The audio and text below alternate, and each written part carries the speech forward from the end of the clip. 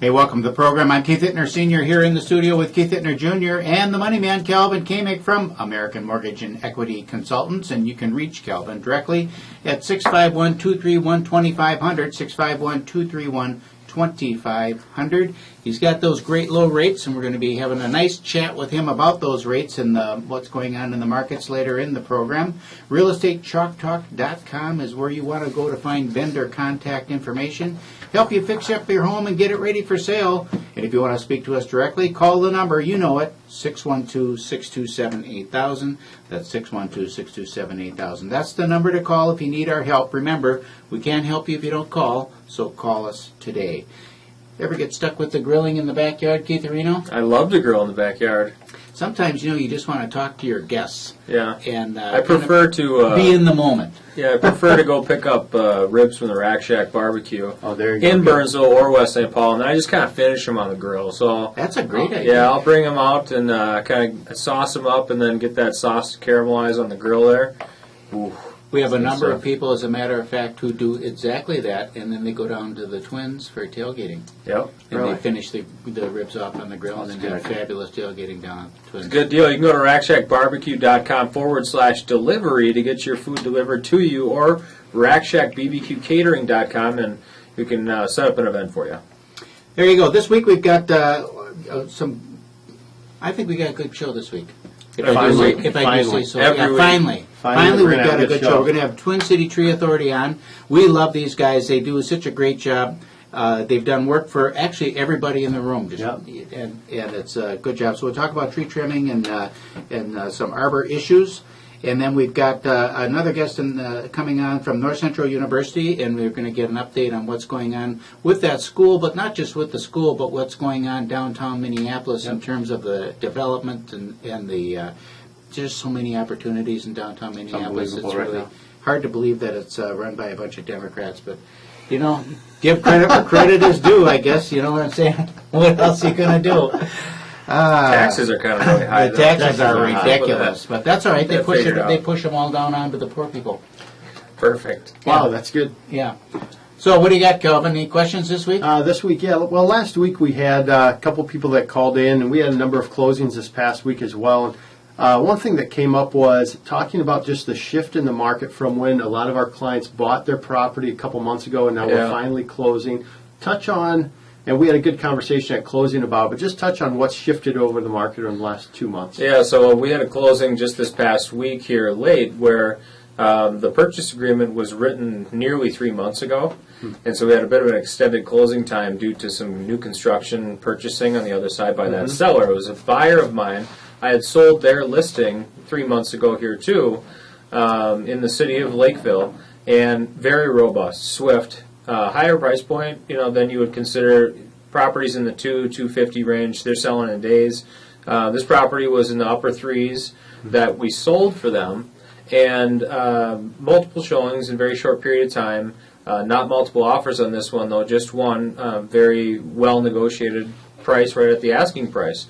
And it happened all very fast for them. And so we had to hump and go out quickly and find what they were looking for, with listing inventory being limited even in the price point that they bought, which was nearly $500,000. It was a move-up situation. Even there, the property came on the market, and my buyer literally wanted to make an offer sight unseen at 11 o'clock at night when it came on the market. Wow. And you had to dial them back a little bit and just say, hold on, let's go out there and look. I know it's in the right spot, in the right neighborhood, and we know the builder because it's a newer construction home, so it's not like we haven't seen them before. But we got to get out there and see the lay of the land. So we went out there that very next morning at 8 o'clock. Surprised we got the showing, even confirmed from that evening. Rushed over there, looked at the property, quickly wrote the offer. I literally went down the street to a park and wrote the offer in a parking lot of the park. Good thing you had Wi-Fi. Yeah, I have Wi-Fi everywhere I go, so I pulled up my computer and wrote the offer real quick, and I fired it off to the husband at work, and then it went off to her email as well, and everybody signed it, and I got it over to the listing agent. We're talking like within the course of, we had an 8 o'clock showing, and we had an offer to them by 9. I mean, our showing time wasn't even over yet. Wow. So we can do this stuff really quick when we need to, and when we're in a market like that, which was 3 months ago, now it's nearing the end of October, or August, nearing the end of August, but what is that, like end of May, June, July, yeah, it's about the end of May, really swift. Really swift, and you had to be on the ball like this. Otherwise, you were either going to miss out or you're going to find yourself in a multiple offer situation. And with this particular property, we wrote it for $10,000 over the asking price. Wow. I mean, we wanted the property. The pricing was right on it. We knew that the value was there, so we just went after it. Ended up putting it together. Now, so compare that to today. So today, yeah, thanks for bringing me back to reality. 4 minutes, right? Good. I had to set the stage. Set the plate. Set the stage. Set the table. Set the table. So today, it's quite different. I'm putting a new listing on the market, and it'll be interesting to see in Bloomington, 189.9. I expect it to go quick, but my expectations are based on how the market's been going. I think it's more property determined now. Property determined, price point. So we have more properties that are coming on around the metro, but overall, when we talk to our office even about how the listing activity is going and the showing activity is going, showing activity is down. It's that time of year where the activity will slow a bit, and that's relative. Our market is still much better than it was years ago, just 2, 3, 4 years ago, where we have a very small amount of inventory on the market in comparison to where we were. That listing inventory continues to shrink, so we will still continue to see great sales, but the market's slower. It's a little more laid back than what it was in May and in April. But steady.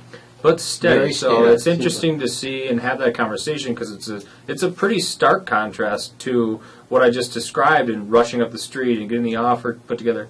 You don't quite have to do that right now. You can absorb a little bit more. And as a buyer, that's nice. You don't feel as much pressure. And a seller, it's not so bad because your home is still getting activity and it will still sell.